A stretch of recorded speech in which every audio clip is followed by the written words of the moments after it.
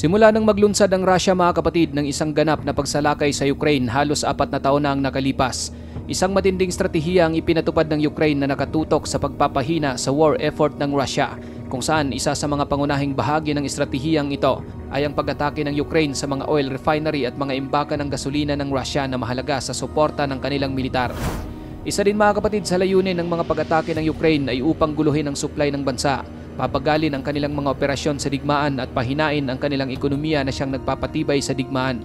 Malaking bahagi ng ekonomiya ng Russia ang nakasalalay sa kita mula sa kanilang langis at gas, kaya naman ang pag-atake sa mga ito ay hindi lang nakaantala sa kanilang mga operasyong militar, kundi nagdulot din ng matinding pressure sa kanilang ekonomiya.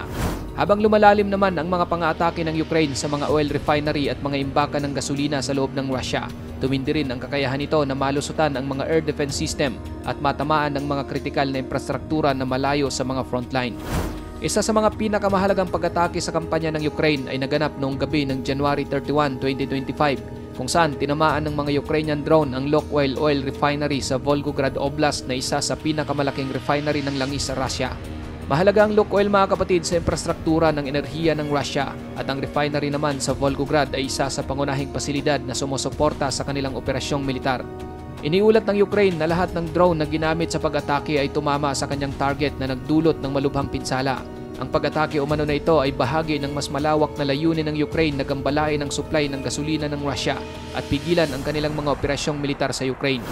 Kasunod nito mga kapatid, isa pang pag-atake ang inilunsad ng Ukraine sa Kyiv Refinery na matatagpuan sa rehiyon ng Nizhny Novgorod, mga 800 kilometers mula sa frontline sa silangan ng Ukraine. Ang Kyiv Refinery ay isa sa pinakamalaking oil refinery sa Russia. Nagpoproseso ito ng milyon-milyong tonelada ng langis taon-taon at gumaganap ng isang mahalagang papel sa pagbibigay ng gasolina para sa parehong sibilyan at militar na paggamit. Nagawa ng mga Ukrainian drone na matamaan ang refinery na nagresulta sa isang malaking pagsabog, bagamat ang buong lawak ng pinsala ay kinukumpirma pa rin. Ngunit ang pag-atake ay nagmamarka ng isang malaking dagok sa sektor ng enerhiya ng Russia. Hindi biro mga kapatid ang ginawang pag-atake na ito ng Ukraine. Talagang mababad trip nito si Putin dahil naantala ng mga pag-atake na ito ang isang pasilidad na gumagawa ng mahalagang fuel, kabilang ang gasolina, diesel at aviation fuel na lahat ay mahalaga sa military effort ng Russia.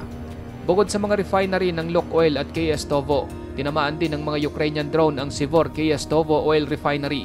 Isa din itong mahalagang pasilidad sa parehong rehiyon kung saan ang refinery na ito ay gumagawa ng mga materyales na ginagamit sa paggawa ng mga pampasabog na mahalaga para sa digmaan ng Russia. Ang Sivor Kyiv ay hindi lang isang ordinaryong pasilidad, konektado rin ito sa military-industrial complex ng Russia at sa mga malalapit na tao ni Putin. Ang mga produkto nito ay ginagamit sa paggawa ng mga pampasabog na kailangan sa paggawa ng mga armas sa Russia, kaya't isang pasilidad na ito sa pangunahing target para sa Ukraine dahil ang pagkasira nito ay hindi lang magpapahina sa militar ng Russia, kundi tatamaan din at labis na maapektuhan ang mga yaman na konektado kay Putin at sa kanyang mga pinakamalapit na kaalyado. Ngayon mga kapatid, bagaman ayon sa mga opisyal ng Russia na na-intercept ng kanilang air defense system ang karamihan sa mga drone ng Ukraine, ngunit ang pagkawasak at pagsabog na nangyari sa ilang pasilidad ay nagpapakita na hindi pa rin sapat ang kanilang depensa upang maiwasan ang pinsala. Ang kampanya ng Ukraine gamit ang mga drone ay may malinaw na epekto kung saan pinipilit nito ang Russia na maglaan ng higit pang mga resources para mahigpit na maprotektahan at maayos ang kanilang mga nasirang kritikal na pasilidad. Ang mga paulit-ulit na pag-atake na ito sa napakahalagang mga infrastruktura ng Russia ay nagpapakita na talagang taktika ng Ukraine na puntiryahin ang mga pasilidad na direktang nag-aambag sa war effort ng Russia. Ang mga drone strike sa kanilang mga oil depot at refinery ay nagdulot din ng malaking pagbabago sa digmaan dahil nagagawa na ng mga Ukrainian na makapaglunsad ng mga pag-atake sa mga target sa Russia na malayo mula sa mga frontline. Nagdulot din ang mga pag-atake ng Ukraine ng pinsala hindi lamang sa infrastruktura ng enerhiya ni Putin, kundi pati na rin sa kakayahan ng Russia na magpatuloy sa mga operasyong militar. Nagkaroon din ito ng malalim na epekto sa kanilang ekonomiya, kung saan ang kanilang mga pag-export ng langis at gas ang isa sa kanilang mahalagang pinagkukunan na tumutulong na mapunduhan ang kanilang militar. Ngunit dahil sa mga pag-atake ng Ukraine at mga sanksyon mula sa mga bansa sa kanluran, nagiging mahirap para sa Russia na ayusin at mapanatili ang kanilang mga refinery. Ang pagsasama-sama ng mga sanksyon, mga pag-atake ng Ukraine sa mga kritikal na pasilidad at ang humihinang ekonomiya ng Russia ang siya ring numero 1 nagsasanhi ng pinsala sa Moscow.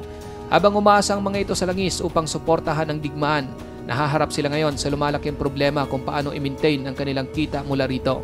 Ang patuloy na pagkaantala sa produksyon at pag-refine ng langis dahil sa pagkawasak ng kanilang mga pasilidad ay nag-uudyok sa Russia na muling pag-isipan ang kanilang mga estratehiyang militar. Isa pang halimbawa mga kapatid ng matinding epekto ng mga drone strike ng Ukraine sa kakayahan ng militar ng Russia ay ang pag-atake nito sa Crystal Oil Depot malapit sa Angels Air Base. Ang pasilidad na ito ay mahalaga para sa pag-refuel ng mga long-range bombers ng Russia na bahagi ng kanilang pwersang panghimpapawid. Matinding pinsala ang tinamo ng oil depot kung saan makikita sa mga imahe na kuha sa satellite ang pagkasira ng ilang tangke ng langis at malaking pagkapinsala ng iba pa. Dahil sa kahalagahan ng depot na ito sa operasyon ng mga bomber ng Russia, ang pinsala na dulot ng mga Ukrainian drone ay malaki ang epekto sa kakayahan ng Russia na magpatuloy sa kanilang mga aerial mission. Kung patuloy na sisirain ng Ukraine ang naturang pasilidad, walang duda na maaari nitong mabawasan ang kakayahan ng Russia na mag-operate gamit ang mga long-range bombers na magsasanhi ng malubhang epekto sa kanilang strategic at air capabilities. Ang mga drone strike ng Ukraine ay hindi lamang nakakaapekto sa militar ng Russia, kundi apektado rin maging ang kanilang ekonomiya.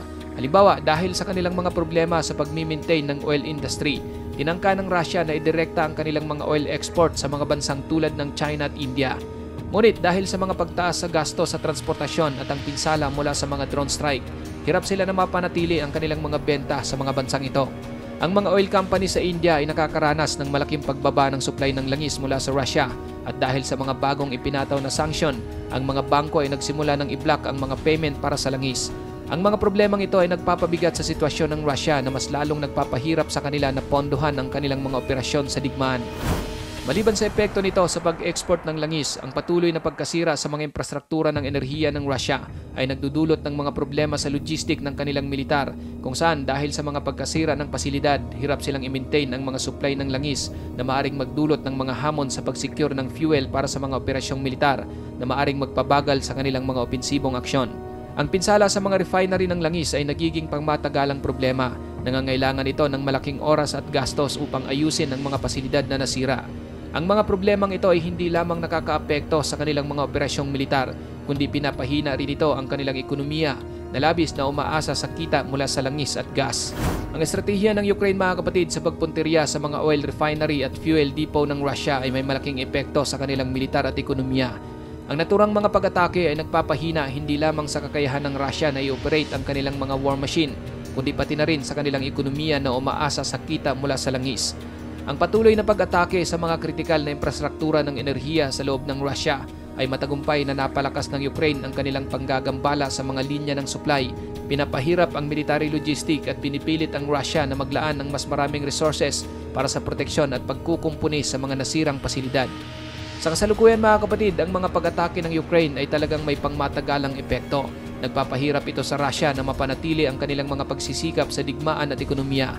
Ang mga drone strike ay naging isa ring mahalagang bahagi ng modernong digmaan na nagpapakita ng lumalaking papel ng mga drone sa modern warfare. Ikaw kapatid, ano ang masasabi mo sa videong ito? Para sa iyong opinion, i-comment mo na yan sa ating comment section sa ibaba. At kung nagustuhan mo naman ang videong ito, paiwan naman ako ng like at pasubscribe na rin sa ating munting channel. Maraming salamat sa panonood hanggang sa susunod na naman nating upload. Peace out!